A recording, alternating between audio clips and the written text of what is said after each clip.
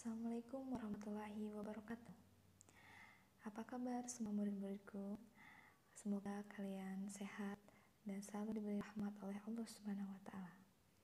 Pada pertemuan pertama ini, sebelumnya Ibu mengucapkan selamat kepada kalian karena kalian sudah naik kelas menjadi kelas 9.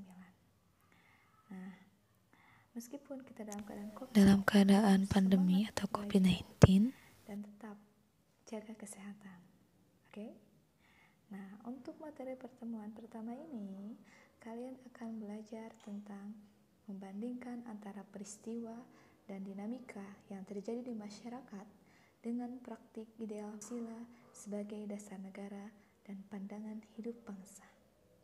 Tapi sebelum belajar, marilah kita berdoa terlebih dahulu terhadap Tuhan Yang Maha Esa supaya kita selalu diberi kelancaran. Bismillahirrahmanirrahim. Rabbi zidni ilman warzuqni fahman waj'alni minas sholihin. Amin ya Allah ya Rabbal alamin. Supaya lebih bersemangat dalam belajar, marilah kita menyanyikan lagu Garuda Pancasila.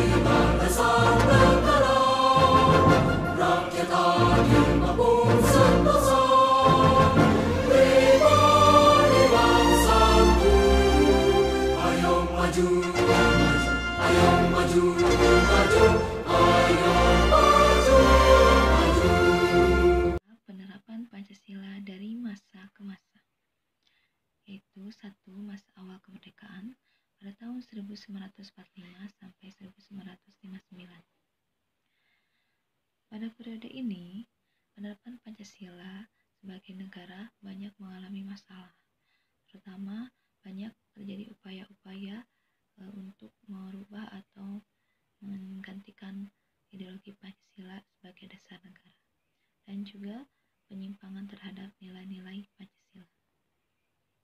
Terdapat upaya-upaya pemberontakan yang terjadi di negara Republik Indonesia pada saat itu, yaitu satu, pemberontakan PKI atau Partai Komunis Indonesia, yaitu yang dipimpin oleh Musso pada tahun 1948 tanggal 18 September dengan tujuan menggantikan Pancasila menjadi paham komunis yang berkiblat kepada Uni Soviet. Yang kedua, pemberontakan Darul Islam atau Tentara Islam Indonesia dipimpin oleh Sekar Maji Marjan Kartosuwiryo pada tanggal 7 Agustus 1949. Dengan tujuan didirikannya adalah mengganti Pancasila sebagai negara dengan syariat Islam, tapi ajarannya bertentangan dengan syariat Islam pada waktu itu. Kemudian pemberontakan Republik Maluku Selatan atau RMS. RMS merupakan sebuah gerakan separatisme atau ingin memisahkan diri dari negara yang dipimpin oleh Christian Robert Stephen Somokel yang bertujuan untuk membentuk negara sendiri yang didirikan tanggal 25 April 1950. Kemudian pemerintah Revolusioner Republik Indonesia atau PRRI atau Permesta, yaitu dipimpin oleh Syarifuddin Prawinaragara dan Vences Semual tahun 1957 sampai 1958 di Sumatera dan Sulawesi. Gerakan ini juga merupakan bentuk koreksi untuk pemerintah pusat pada waktu itu karena pada saat itu Soekarno tidak mau atau tidak bisa lagi diberikan nasihat dalam menjalankan pemerintahan. APRA atau Angkatan Perang Ratu Adil. Nah, APRA ini didirikan oleh seorang kapten KNIL, yaitu kapten dari kerajaan Hindia Belanda pada saat itu, yaitu Raymond Westerling. Tanggal 15 Januari 1949, dia memandang bahwa dirinya sebagai sang ratu adil yang diramalkan akan membebaskan Indonesia dari tirani atau kekejaman penjajahan pada saat itu, dan tujuannya untuk mempertahankan bentuk negara federal di Indonesia. Pada masa Orde Lama atau pada tahun 1959 sampai 1966, periode ini dikenal sebagai periode demokrasi terpimpin karena pada masa ini semua dikendalikan atau terpusat pada Soekarno, karena pada saat itu Soekarno menjabat sebagai presiden.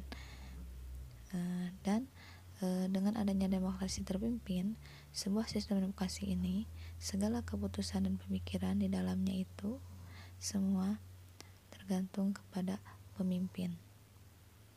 Demokrasi terpimpin ini dicetuskan oleh Soekarno dikarenakan banyak sekali gerakan separatisme atau ingin memisahkan diri dari negara Indonesia. Kemudian tersendatnya pembangunan ekonomi akibat pergantian kabinet sebanyak 7 kali berturut-turut, dan juga badan konstituante atau badan yang ditugaskan untuk menyusun undang-undang belum bisa menyusun undang-undang, yang akhirnya menyebabkan Soekarno membubarkan badan konstituante pada saat itu. Adapun beberapa penyimpangan terhadap Pancasila dan Undang-Undang Dasar 1945 pada masa demokrasi terpimpin, yaitu Presiden Soekarno ditetapkan sebagai presiden seumur hidup. Kemudian Presiden mengeluarkan penetapan Presiden nomor 3 tahun 1960 tanggal 5 Maret yang membubarkan DPR hasil pemilu. Kemudian Presiden membentuk MPRS atau Majelis Permusyawaratan Rakyat Sementara yang anggota-anggotanya terdiri dari atas anggota DPR GR, utusan daerah, dan utusan golongan yang semuanya itu diangkat dan diperhatikan oleh Presiden sendiri. Kemudian pemberontakan PKI tanggal 30 September atau yang dikenal dengan G30S PKI disinyalir didalangi oleh PKI. Kemudian dengan adanya kejadian tersebut, Presiden Soekarno mendapat tamparan yang keras karena partai tersebut harus dibubarkan dan juga dianggap sebagai partai yang terlarang di Indonesia. Kemudian sehingga sedikit demi sedikit kekuasaannya menjadi berkurang, dan akhirnya masyarakat Indonesia banyak yang tidak percaya akan kinerja dari Soekarno.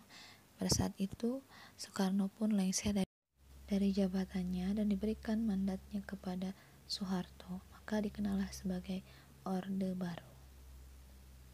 Pada masa Orde Baru ini, tahun 1966 sampai 1998 adalah masa pemerintahan yang dimulai setelah melalui masa transisi yang singkat, yaitu antara tahun 1966 sampai 1968. Ketika Jenderal Soeharto dipilih menjadi Presiden Republik Indonesia, maka era tersebut dikenal sebagai era Orde Baru dengan konsep demokrasi Pancasila yang murni dan konsekuen. Soeharto juga berhasil menciptakan stabilitas keamanan dalam negeri pasca pemberontakan PKI dalam waktu yang sangat relatif singkat.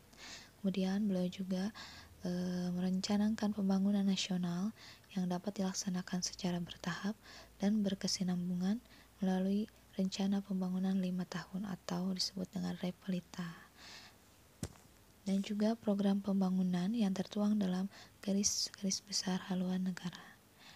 Namun dalam kebebasan berpolitik itu sangat dibatasi, yaitu dalam hal partai hanya bisa dengan 3 partai saja, yaitu Partai Persatuan Pembangunan, yang kedua Golkar atau Golongan Karya, yang ketiga PDI.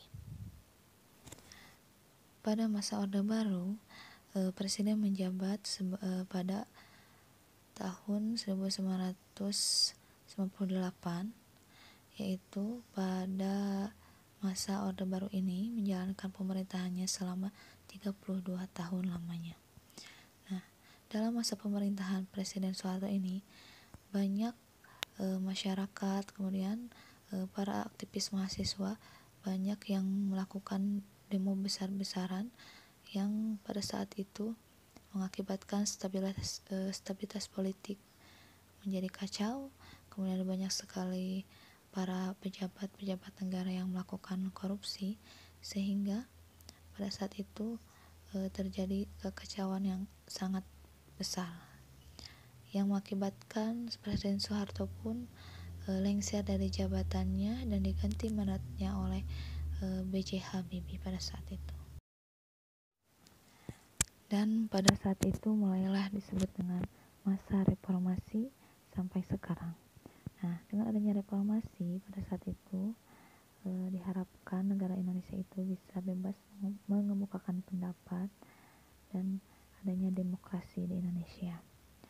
Nah, dengan adanya penerapan Pancasila ini pada zaman B.J. Habibie ini sudah tidak ada lagi ancaman pemberontakan yang ingin mengganti Pancasila dengan ideologi lain. Akan tetapi, lebih dihadapkan pada kondisi kehidupan masyarakat yang diwarnai oleh kehidupan yang serba bebas. Kebebasan tersebut di satu sisi lain dapat memicu kreativitas, namun di sisi lain juga bisa mendatangkan dampak negatif yang merugikan bangsa Indonesia sendiri. Dampak negatif yang bisa terjadi salah satunya yaitu pergaulan bebas. Nah, dengan adanya pergaulan bebas, banyak sekali para remaja-remaja maupun bahkan dewasa banyak melakukan perbuatan yang negatif tersebut. Kemudian narkoba, tidak hanya di kalangan pejabat, artis maupun masyarakat biasa, narkoba itu sangat dampak negatifnya terasa bagi negara Indonesia. Kemudian minum-minuman keras, anarkisme, kemudian vandalisme, dan turunnya moral bangsa, dan menurunnya rasa persatuan dan kesatuan di antar sesama warga negara. Pembahasan materi dari Ibu, semoga materi tersebut bermanfaat bagi kalian semua. Jangan lupa kerjakan tugasnya di buku, kemudian di hasilnya diserahkan kepada Ibu lewat foto atau WA. Wassalamualaikum warahmatullahi wabarakatuh.